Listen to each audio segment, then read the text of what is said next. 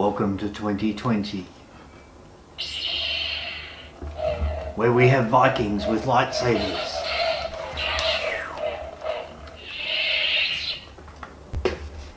Yes, a bit silly, I know, but it's all about the story. And that's an important thing, I think, in photography. So much that you read about photography or learn about photography or YouTube, they're all going on about techniques and sharpness and perfect lighting and gear. Lots of people talking about gear. I talk about gear. Most of my YouTube videos are about different Fujifilm things because that's what I'm using now. But I've said before, and I'll say it again now, doesn't matter. You can use Nikon, Canon, Olympus, Sony, whatever you want. Really doesn't matter. So long as you're comfortable with using your camera. That's all that matters. Because when you're happy using your camera gear, you'll be a bit quicker at it. It'll free you up to do things like imagine, use your creativity. And that's very important in photography. When you look back over the decades, the 100 years of photography and more, the old film masters, which pictures from those photographers have lasted the test of time? I'll tell you, they're the pictures that told a story. They're not the pictures of ultimate sharpness from edge to edge. They're photos that took you in. You stood there and looked at them and your mind started to think about the story in the photo. What is happening with these people? What are these people looking at outside the frame? What is this man thinking of? What are they talking about? What is about to happen? What did just happen? When questions like that come up in your mind when you're looking at a photo, you're being drawn into the story of the picture. And it's those photos that last the test of time and are remembered. Let's look at some photos by Robert Frank. Now, Robert Frank was an iconic American photographer who opened up the eyes of America to the country itself and the people. And he did that by just going around America with a small camera, 35mm Leica, and photographing life as it happened, as he saw it.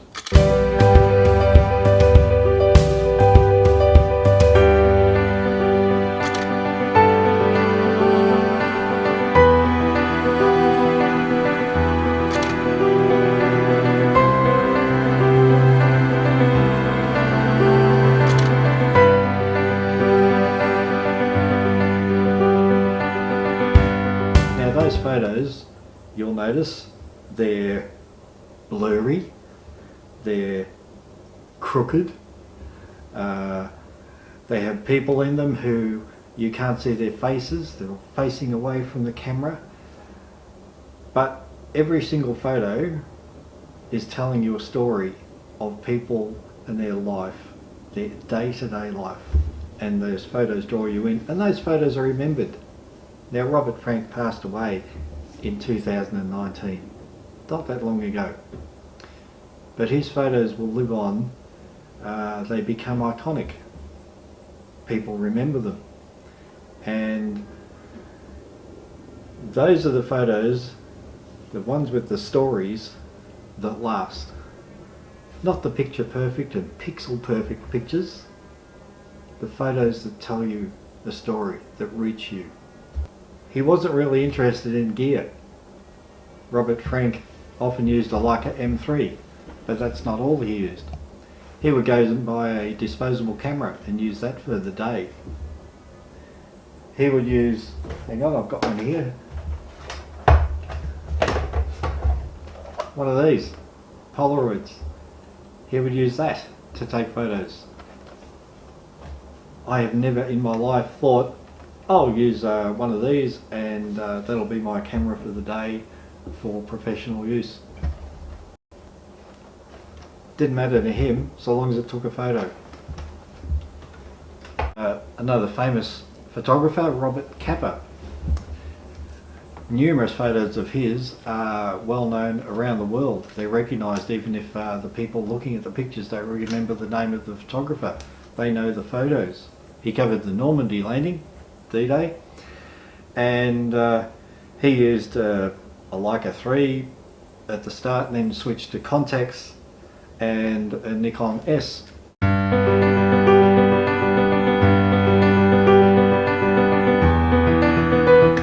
You look at his photos, goodness me. I'll show you some. They're all blurry, they're crooked, they're photos that nowadays people would probably throw away, discard. They're no good.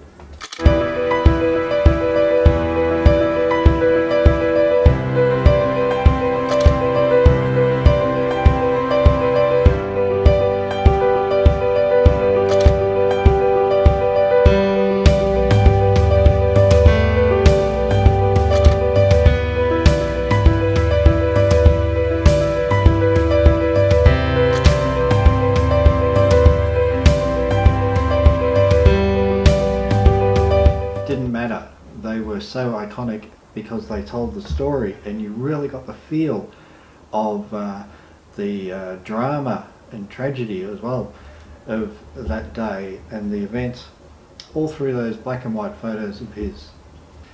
Another famous photographer from the day, Henry Cartier-Bresson, very well known. He used a Leica M3 with a 50mm lens. That was about it. Didn't bother changing lenses. That's what he stuck with. And he was known for saying, "I'm completely uninterested in the photographic process. I use the smallest, lightest camera." That's why he used the Leica at the time, because that was the smallest, lightest camera he could get. He wasn't interested in ultimate sharpness. He wasn't interested in all the sort of things that we carry on about today. Didn't interest him at all. He hated doing colour. He would only use black and white. He thought colour was disgusting. But he made brilliant photographs. They're remembered, they are iconic because they told a story.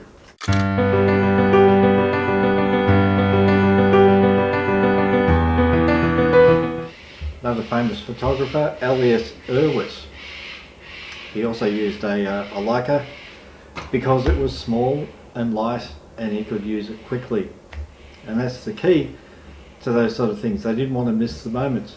They wanted to capture the story as it happened, life as it happened. They are the photographers and they are the photos that get remembered, that go through the years. They last because they're telling a story.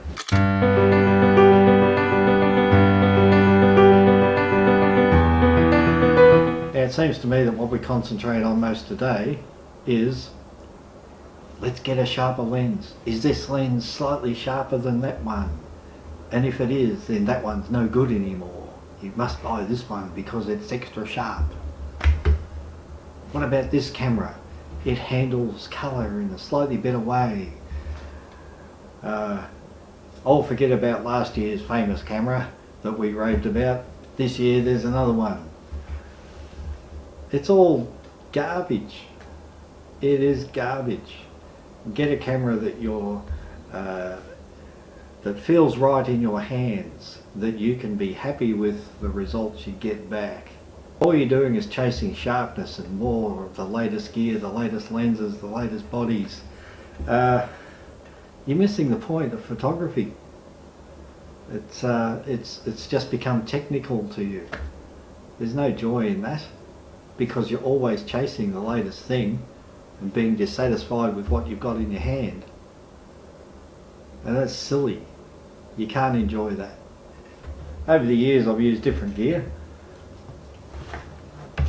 One of the best photos I ever took was with this Konica Minolta.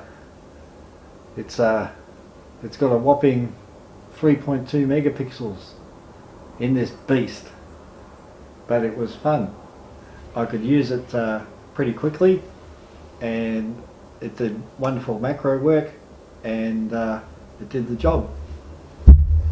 Nowadays nobody touch it. Their phones do better. And if you're happy with your phone camera, use it. Simple as that. Enjoy and use what you like. I can't afford a Leica, but back in the day of those photographers I was talking about, there wasn't much else around that was that small and that portable and had all the controls that you could use. Leica was about the only game in town, really. There was the Contax, of course, a few alternatives. Nowadays I can't afford a Leica. Nowadays there are so many good cameras out there. I don't know, I mean, I like Fujifilm and I use it a lot because I'm used to the system. It works for me. There's so many other brands out there that you could use instead. So I haven't got a Leica, I haven't used a Leica, but I've used some similar stuff that is out there nowadays that's perfectly good. I started with the Fujifilm X70 and beautiful camera. There's the X100, some people swear by it. It's like one of these, but it's got the extra rangefinder viewfinder in it, and people love it. I don't need to use a Leica. I can get something cheaper as an alternative, and so can you. It doesn't have to be Fujifilm. I just happen to like using them. If you happen to like the Micro Four Thirds, you can go the Olympus route. You can stick with Nikons. They make small cameras there. They're starting to get more into the mirrorless range. Canon as well. Brands don't matter. It's what you like in your hand. Okay? Now this other thing. I've got a bit of a challenge for you for 2020. I'm going to call it the 2020 vision. And for this year, how about instead of concentrating on pixel perfect sharpness right out to the edges of your photos and worrying about how sharp your lens is and all that sort of stuff, don't worry about the gear. Change your vision so that you instead start taking photos that tell a story instead of photos that might get a better mark at a judging competition because there's a bit more sharpness in that top corner or something. I think we're looking at things the wrong way, and we've gone so far down the path of being technical that we're missing out on the joy and fun of telling the stories with our photographs. And our judging also through the clubs and everything seems to emulate that. I was recently asked to judge an end of year competition for a club, and I looked through all their photos and there was a lot of them, and in the end I thought, which one of these pictures is telling me a story? Out of all these 70 to 80 photos, I couldn't find one. They were all things like be great printed on a calendar, marvellous landscape, sunsets, travel shots, animal shots, things like that. They were all tests of how to take a photo that would please the judge, basically. None of them got through to my defences and thought, wow, what happened there? Who is this person thinking about? What happened to this person? There was nothing about life in general like that, not real life. Lovely photos, but none of them were telling a story. We have gone so far down the path of looking at sharpness and colour and lighting and all that sort of stuff that we've thrown out the baby with the bathwater. We're just tech heads nowadays, trying to take the perfect picture, and it's no good. None of those pictures are iconic. They won't be remembered. They might look good on a calendar, framed on a wall in a gallery or something like that, but they're nothing about life. So how about we start to turn this big boat around and head in a new direction? And the easiest way to do that is by you and me deciding to take photos that tell a story, that reach people, that make them stop and think, rather than, oh, that's a pretty picture, it would look good on a calendar. Millions of them out there. Very few iconic pictures though. We can start to change that. And this is my challenge for 2020, to have that 2020 vision, to take photos that tell a story. Okay, that's your challenge, that's my challenge.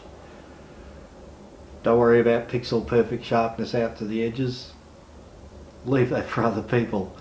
That's just stress head stuff and gear and all that. Try to reach the heart of the matter with your camera, and you'll knock people's socks off and your photos will last. Okay?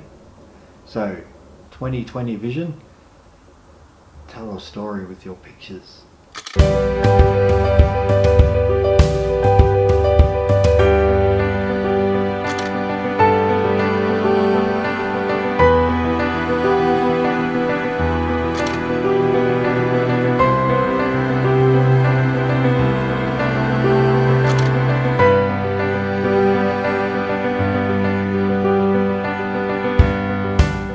So I've put up a bunch of photos to try to get my picture of the year for 2019 decided on. So I thought I'd let people out there vote and give me comments, a bit of feedback on which photos. I chose 6 out of the ones that were liked anyway, and interestingly enough, the photo that people were choosing the most is one they were using words like story about, because that's what resonated with them. And you know that saying, a picture is worth 1,000 words? I'd like to change that. A picture is worth 1,000 feelings, because each time a viewer looks at your photo, it speaks to them in a different way. So people like to see a picture and have it mean something to them. So you've got words like story, feeling, connection. These are the things that people like in a photo. They're not words like sharpness, contrast, depth of field, all these technical things that are everywhere in the world of photography and photo clubs and judging. That's what people are thinking of in those fields. But what actually matters in a picture to people is feeling and story and connection. They're not the things we talk about in photo groups. They're not the things we teach in courses. And they're not the things judges are looking for. So I think we're going the wrong direction as photo societies, and as people teaching photography and people who judge photography. We've got to get away from the technical side of it and get back to the human side of it. The things that make a photo actually appeal to people is the connection that they feel when they see the picture.